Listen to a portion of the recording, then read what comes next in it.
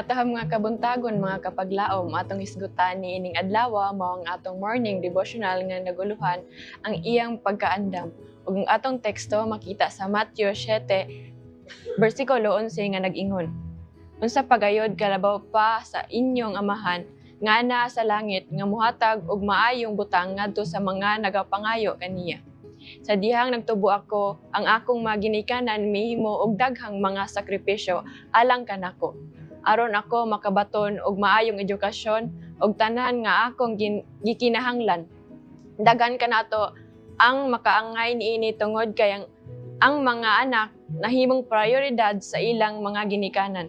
Bisan hangtod sa panahon sa pagdumili sa ilang kaugalingon sa mga kinahanglanon nga mga butang aron sa pagtagana alang sa ilang mga anak. Kining nagsugod gikan sa higayon nga ang mga matawo og sa kasagaran nagpadayon bisan hangtod sa pagkamatay sa ilang mga ginikanan. Kay daghan ang nagplano sa paghatag og kabilin alang sa ilang hamtong nga mga anak. Gigamit ni Jesus kini nga labing suod nga relasyon sa tawo tali sa ginikanan og sa anak.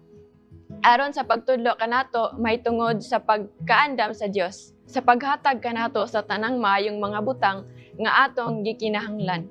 Pangayo kamo og kamo paghahatagan, pangita og kamo makakaplag, pagtutok og kamo pagablihan.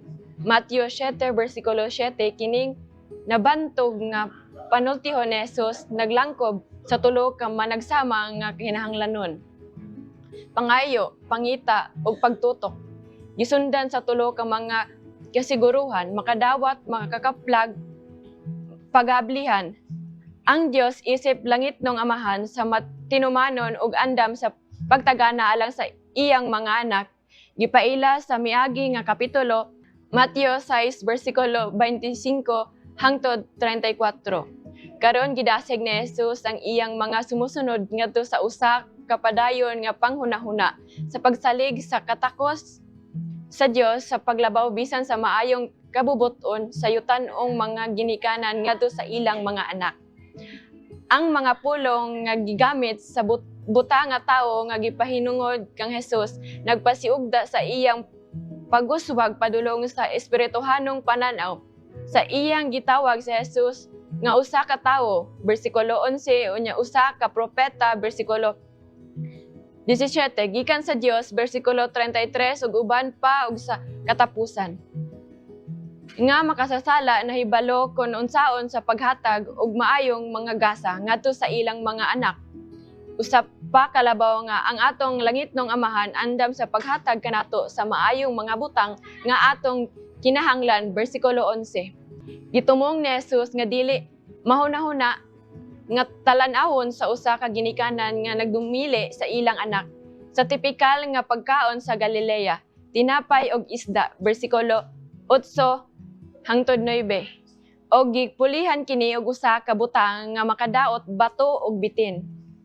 Kun ang mga ginikanan dili makaunahuna niya na nga kapilian nganuman nga dili nato saligan ang pagkaandam sa atong langitnong amahan. Sumala sa atong gisgutan kaniadto Pebrero 4 sa mga pulong ni Pablo. Siya nga wala magpahigawa sa iyang kaugalingong anak, dili ba ihatag usab niya kanato ang tanang mga butang uban kaniya? Roma 8 bersikulo 32. Makasalig kita sa andam nga kasing-kasing niya nga naghatag sa iyang kaugalingong alang kanato. Magampo ta mga kapaglaom. Dalaygon og mahigong maon namong Dios, dako kay pasalamat Ginoo nga nakabot pa kami karong kabuntagon Lord nga safety nga gilikay mo kami sa mga katalagman ug mga kadaotan ug labi niyo Ginoo sa mga pulong nga among nadungog nga matisok kato sa among mga tagsa-tagsa nga mga hunahuna Lord ug mao ang among makinabuhi-an Lord ug kini akong gihangyo og gipasalamatan sa ngalan ni Jesus nga among bugtong personal nga manluluwas. Amen.